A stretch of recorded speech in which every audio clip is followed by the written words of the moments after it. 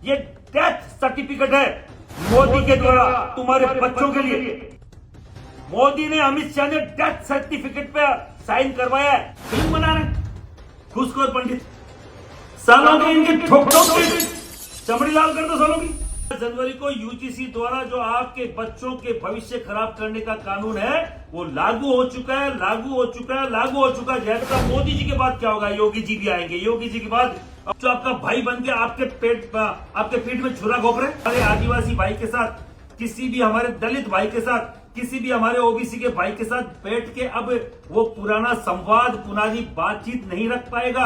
राजपूत तो बेचारा बॉर्डर पे अपनी नौकरी कर रहा है, कहीं ना कहीं पुलिस थानों में सिपाही की नौकरी के लिए घूम रहा है, और उसमें ही नहीं मिले तो गार्ड की नौकरी के लिए अप्लाई करता घूम रहा है। राजपूत हायर एजुकेशन में ज्यादा ऊपर नहीं है।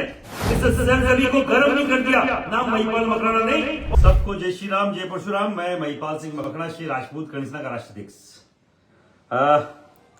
5-7 दिन से कोई सोशल मीडिया पे नहीं आ पा रहा हूं, और मैंने 4-5 दिन से कोई प्रोग्राम भी नहीं किया। मेरे घर में एक शादी थी, मेरे खुद की रियल मेरी सिस्टर है, उनकी लड़की की शादी, मेरी भांजी की पहली शादी है। घर में पहली शादी है और बड़ी भांजी है, पहला भात है, इसलिए नहीं आ पाया। यूजीसी का मुझे लगता है 4-5 दिन से जब से हमने कुछ मुहिम कम की है तो मुहिम में थोड़ा कमजोरी आई है। पूरे देश को बोलना चाह रहा हूं, पूरे देश के युवाओं को बोलना चाह रहा हूं,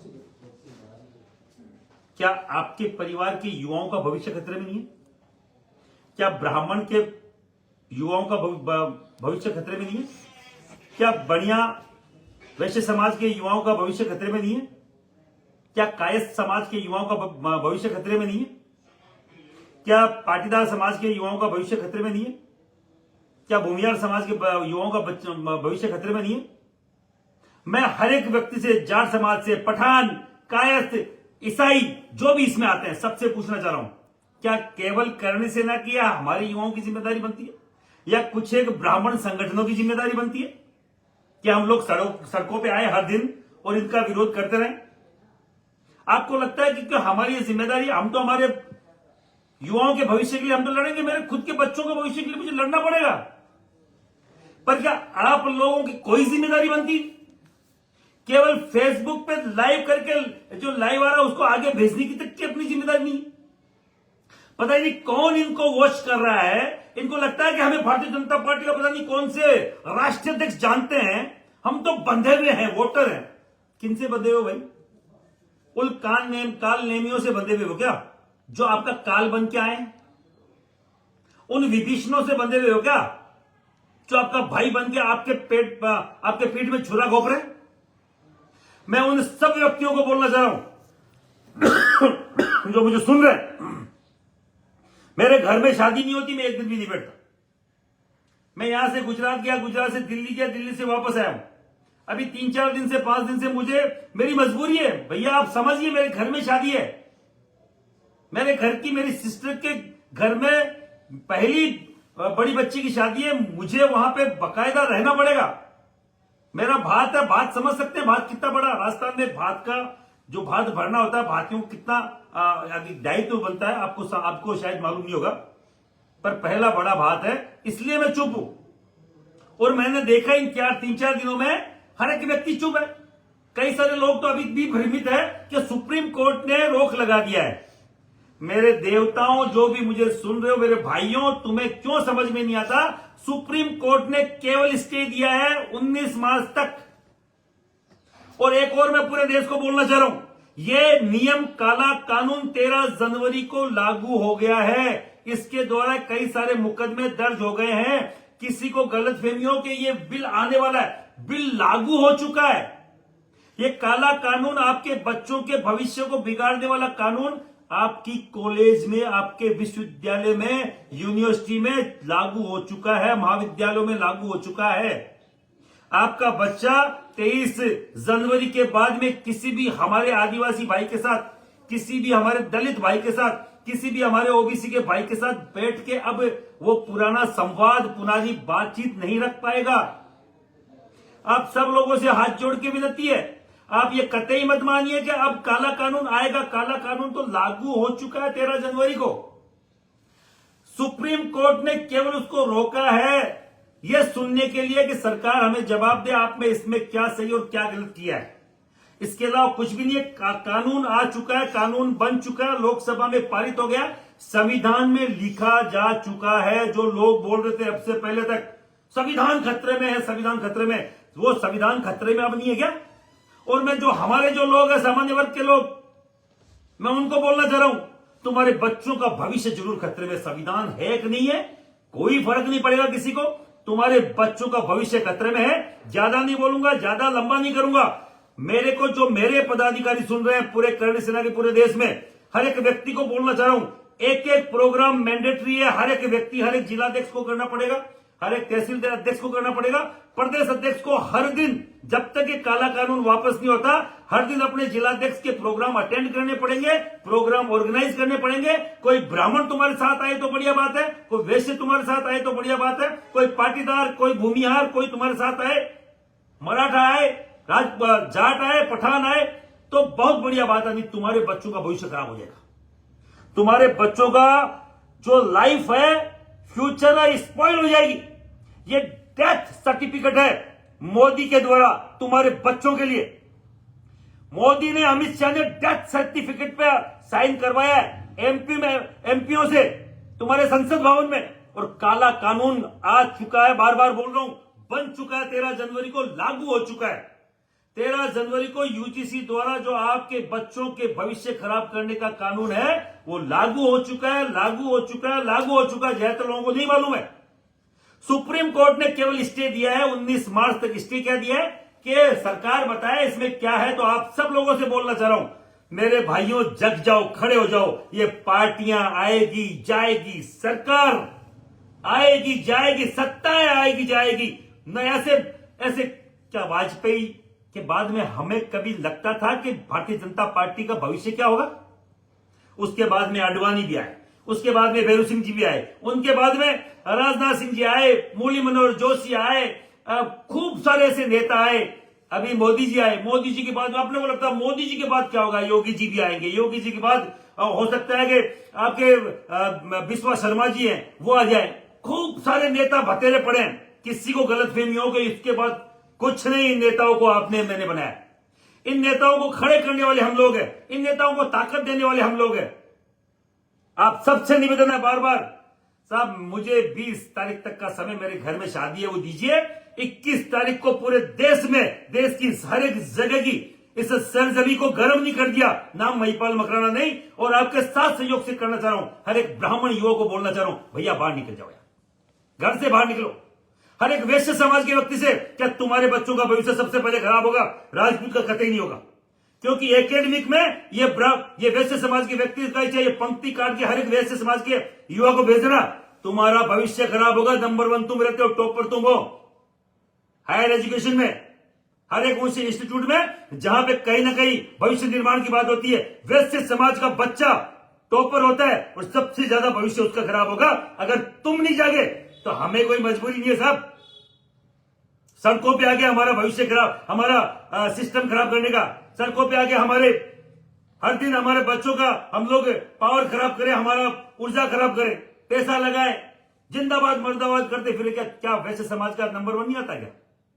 सबसे पहले भविष्य खराब होगा वैश्य समाज का, फिर होगा कायस्थ समाज का, तीसरा होगा ब्राह्मण समाज का। राजपूत तो 5वें 7वें 10वें पायदान पे मिलेगा एजुकेशन में। राजपूत तो बेचारा बॉर्डर पे अपनी नौकरी कर रहा है, कहीं ना कहीं पुलिस थानों में सिपाही की नौकरी के लिए घूम रहा है, और उसमें ही नहीं मिले तो गार्ड की नौकरी के लिए अप्लाई करता घूम रहा है। राजपूत हायर एजुकेशन में ज्यादा ऊपर नहीं है, पर जो है वो वैश्य समाज है, कायस्थ समाज है, ब्राह्मण समाज है, पाटीदार समाज है, और बाकायदा भूमिहार है, बाकायदा जाट है, और सेंटर में बिश्नोई भी इसी में आते हैं। किसी की गलत फहमी हो, ज्यादातर ओबीसी सेंटर में जाओगे तो इसी में मिलेगी। आप सब लोगों से निवेदन है, युवा खड़ा हो जाए, हम अकेले नहीं है, डफलीबाज गैंगों से आपको लड़ना पड़ेगा, ये प्रोपेगेंडा गैंगों से आपको लड़ना पड़ेगा। किसी दलित के खिलाफ अगर कोई माइनॉरिटी का कोई आदमी कोई भी दंगा कर देता है, फसाद कर देता है, कोई घटना नहीं होती। कोई ब्राह्मण बढ़िया किसी द्वारा, आप राजपूत के द्वारा करवा के देखो, 1 मिनट में हम नेशनल न्यूज बना देंगे, दबंगों ने हमला कर दिया। अरे कहां दबंग गई बच गई भाई, तुमने छोड़ा नहीं ना हमारे पास जमीन छोड़ी, ना हमारे पास घड़ी किले छोड़े, ना हमारे पास कुछ भी। हर जगह मारने का इनको हथकंडा चाहिए। पूरे देश में मारा जा रहा है स्वर्ण समाज को 70 साल से। सबसे घूसखोर, सबसे मिलावटी बढ़िया वैश्य समाज, सबसे पाखंडी, सबसे खत्म मानसिकता का व्यक्ति ब्राह्मण, और सबसे आताताई निर्लज बलात्कारी और मुछों पे ताव लगा गए पूरे गांव को प्रताड़ित करने वाला ठाकुर, ये दिखाया गया। और तुम लोग देख रहे थे हंस के, क्योंकि तुम लोगों ने कभी इस पे विरोध नहीं किया। करणी सेना 2006 में बनी और सबसे पहले उन लोगों के जूते मारे बकायदा, तब जाके फिल्में रुकी है। और अभी कौन सा पंडित बता रहे, घूसखोर पंडित फिल्म बना रहे, घूसखोर पंडित। सालों के इनके ठोक ठोक के चमड़ी लाल कर दो सालों की। भय बिना प्रीत नहीं है। परशुराम के पास, परशुराम जी के पास भाला था, परशुराम जी के पास बकायदा परसा था, तब परशुराम जी से लोग डरते थे। आप सब लोगों को बोलना चाह रहा हूं, जो प्रभु श्री राम के वंशज है वो बकायदा श्री राम के उस पथ पे चले। जो भगवान परशुराम जी के वंशज है वो परशुराम जी की पथ बन के उनके पच्चीनों पे चले, तब जाके भला हो पाएगा। और जो वैश्य समाज है वो बकायदा भगवान जो महाराजा अग्रसेन जी है उनके पद पच्चीनों पे चले, नहीं तो कोई आपका पूछने वाला नहीं है, कोई धनी धोरी नहीं है। आप सब लोगों से बोलना चाह रहा हूं, हर एक दिन इस काले कानून के खिलाफ खड़े हो, नहीं तो आपका बच्चों का भविष्य बकायदा अंधकार में है, खतरे में है। सुप्रीम कोर्ट ने रोक लगाई है, रोका नहीं है, खत्म नहीं किया है। आपका काला कानून संविधान में अंकित हो गया है, संविधान में लागू हो गया है। किसी को गलतफहमी हो, 13 जनवरी 2026 को, आज से 1-1.5 महीना पहले लागू हो चुका है, 1 महीना पहले। और आपसे निवेदन है सभी युवाओं से और मेरे ओबीसी एसटी एससी के भाइयों से निवेदन, हम आपसे कोई युद्ध नहीं कर रहे हैं, हम आपसे कोई झगड़ा नहीं कर रहे हैं, आपसे कोई हमारी लड़ाई नहीं है। हमारी लड़ाई इस सरकार से है, सरकार में बैठे हुए उन काले कानून बनाने वाले उन करप्ट नेताओं से, उन भ्रष्ट नेताओं से जिनको हमने भेजा। और आज से एक नई मुहिम पूरे देश में हम चालू कर रहे हैं, देश की राजधानी दिल्ली से, और पूरे देश में लेके जाएंगे। हमारे हर एक स्वर्ण समाज के जो एमपी हैं, सांसद हैं, उनको हम घेरेंगे। स्वर्ण समाज के हर एक सांसद को घेरा जाएगा। आज के बाद कल से तैयारी कर लो, बड़े बड़े जो भी है, छोटे बड़े जो भी है, सबको घेरा जाएगा। चाहे वो केंद्र में मंत्री हो और चाहे वो मंत्री नहीं हो, संतरी नहीं हो, चाहे केवल एमपी हो, हमें कोई फर्क नहीं पड़ता, आपको घेरा जाएगा। और अगर फिर ये जवाब नहीं देंगे तो हर एक उस सांसद को घेरा जाएगा जिसने हमारे बच्चों के डेथ सर्टिफिकेट पे साइन किया है, ताली बजाई है, मेज बजा के समर्थन दिया है। उस हर एक नेता के खिलाफ हम लोग खड़े होंगे, आवाज बुलंद करेंगे। 21 तारीख बाद आपका भाई वापस मैदान में होगा। मेरी पूरी टीम, आज बोल रहा हूं, जिलाध्यक्ष को बोल रहा हूं, प्रदेश अध्यक्ष को बोल रहा हूं, हर एक उन अध्यक्षों को बोल रहा हूं, अपने अपने क्षेत्रों में बड़ी मसाल जुलूस निकालकर या पैदल यात्रा निकालकर, पैदल मार्च निकालकर सभी जातियों को साथ लेकर सामान्य वर्ग के यूजीसी का विरोध जारी रखे। नहीं तो मुझे बाकायदा जबरन उन पदाधिकारियों को हटाने का काम करना पड़ेगा जो हमारे साथ यूजीसी में खड़े नहीं है। ऐसे कोई व्यक्ति जो सरकार के पिछलंगू है, मुझे उनकी जरूरत नहीं है। कल मैं जा रहा हूं मेरे काम से, मेरा भाई है विजय सिंह पलड़ा, उनको जान से मारने की धमकी आई है और बाकायदा रंगदारी की धमकी आई है। मैं कल कुचामन बंद रहेगा, उनके साथ खड़ा मिलूंगा। मैंने उनके लिए लिखा था कि मेरे भाई और भाजपा के नेता बाद में, मेरे भाई पहले। जो भी मेरा भाई है वो भाजपा का नेता हो कि नहीं हो, कांग्रेस का नेता हो कि नहीं हो, पर अगर जान से मारने की धमकी मिलेगी तो हम भी विजय सिंह के साथ खड़े। भैया 2 गोली हमें भी मारना, अगर विजय सिंह को 5 मार रहे हो तो 2 गोली हम भी खाएंगे। तुम कितने लोगों को मारते हो हम देखते हैं, और क्यों मार रहे हो? कुछ चंद पैसों के लिए? भैया ऐसे पैसे किसी भी परिवार का भला नहीं करते, ऐसा पैसा किसी भी परिवार का भला नहीं करता। बार बार बोल रहा हूं, कल रहूंगा मैं कुचामन बंद पे विजय सिंह पलाड़िया जी के समर्थन में, सरकार के खिलाफ, बाकायदा प्रशासन की इस नाकामी के खिलाफ। और हर दिन 21 के बाद में हर दिन यूजीसी के खिलाफ हर कोई ना कोई प्रोग्राम पर डे लिया जाएगा, ये आपका भाई बोल रहा है। आप सबसे निवेदन है, इस मुद्दे को मरने मत दो, इसको कमजोर मत होने दो। हम लोग दिल्ली घेरने वाले हैं, हम लोग राजस्थान की विधानसभा जल्द घेरने वाले हैं।